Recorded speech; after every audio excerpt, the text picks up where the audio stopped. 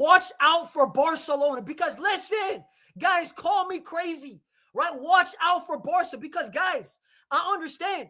We only won 4-2. It wasn't the best game, right? We got our dub. Fermín López balled out. Dani Olmo balled out when he came in. Lewandowski, I don't know. He played for both teams with a goal and an own goal, right? But Barcelona, guys, we have a real shot of making this top 8 when I thought that we had no chance. We are legit gate crashing. We weren't invited to the top 8, but Barcelona, we have a chance to still finish top 8. I was convinced we were in trouble after we lost to PSG. I was like, yo, we're in real trouble when we drop points against Club Brugge. And after Chelsea, I was like, finito, khalas, bro. We are not finishing top 8. It's over, right?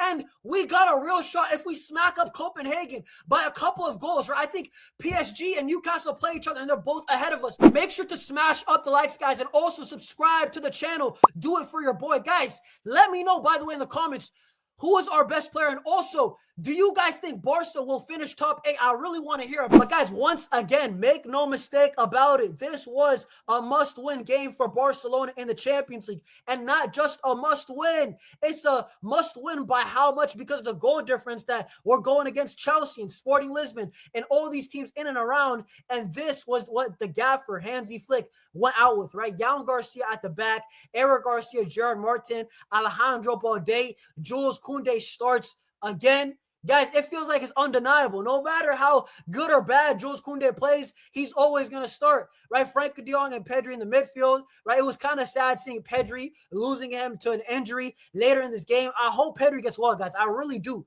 right? Next week's game, we should be able to beat Copenhagen without Pedri. But still, that is a big loss. Like in La Liga, man. Fermín López, what a day he had. Raphinha, Ronnie Barkley, and Lewandowski, right? No Lamine Yamal once again because he was suspended, right? No Ferran Torres because I believe he had injury also. But listen, but we started off the game actually pretty bad, bro. I'm not going to lie. The first 25 minutes, I thought Barca were not good at all. We only had one chance. If you remember, it was the Raphinha dinked ball into Fermín, and Fermín was off balance, and he missed a shot. But, bro, I was like, what are we seeing? I know there's fog. I understand it's very cold in the Czech Republic. But, brother, that's not an excuse. No way the cold weather and the fog of the Czech Republic is going to stop Barcelona in a must-win game. I got to have a moment, right?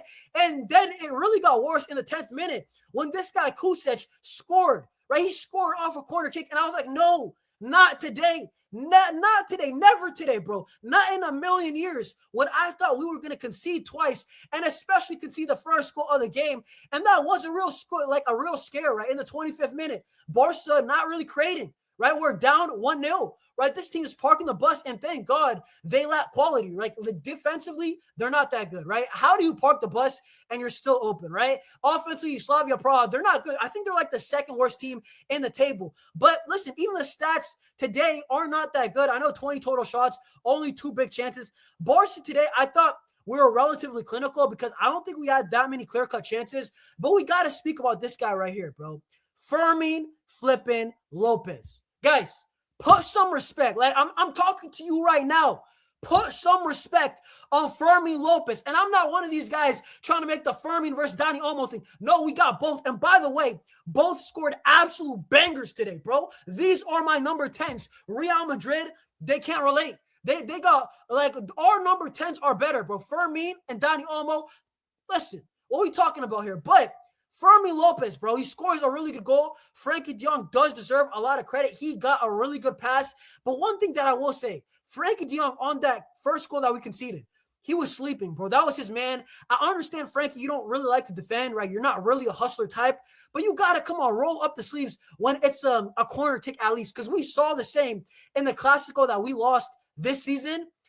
The first one, right? The 2-1, Bellingham scored a tap it, and that was Frenkie de Jong's man, right?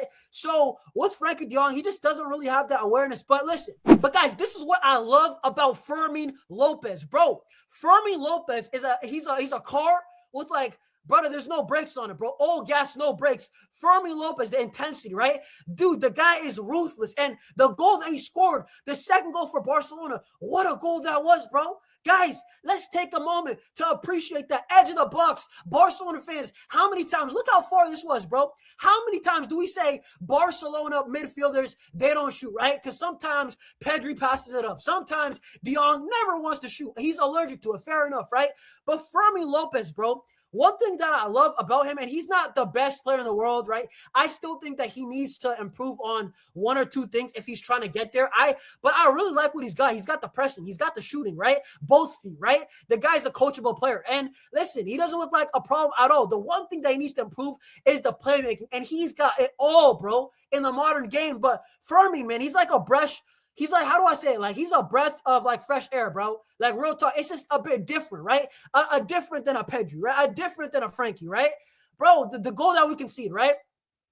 Robert Lewandowski, right? If you didn't score your goal, I'm not joking, fine shame, bro. Robert Lewandowski, once again, bro, what is wrong with this team, bro? Real talk. Guys, I don't trust this defense to win the Champions League at all. And I'm being honest. I'm speaking from the bottom of my heart. I'm so happy that we won. Huge dub for us to get to the top 8. But how the heck are you asking Hansi Flick to win the Champions League with this defense? Legit, our back line, with all due respect, right?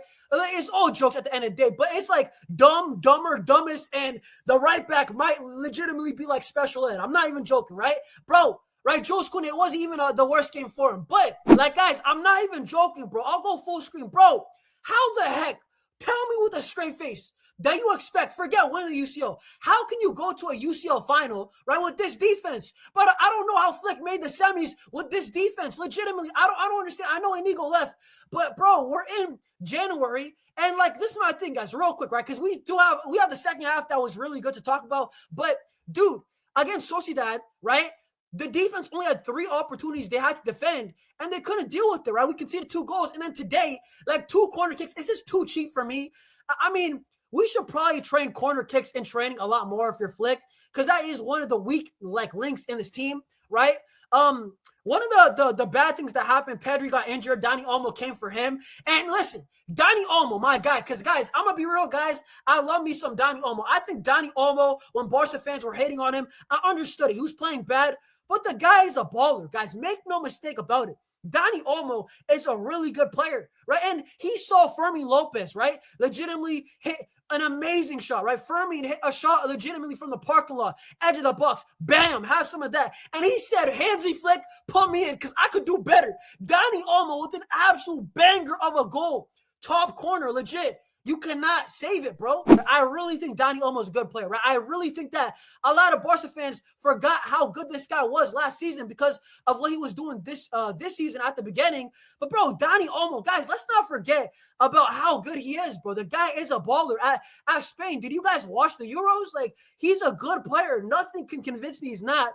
The one thing that I want to see is that the final edge, that finishing, that consistency. I mean, that's the reason ultimately why he's not world-class. He's a good player, not world-class. Robert Lewandowski, legit. I told you guys earlier, right? He needed to find shame. He found shame at halftime, right? He said, how the hell? I'm a great striker. How the hell can I end this game? How can I get subbed off?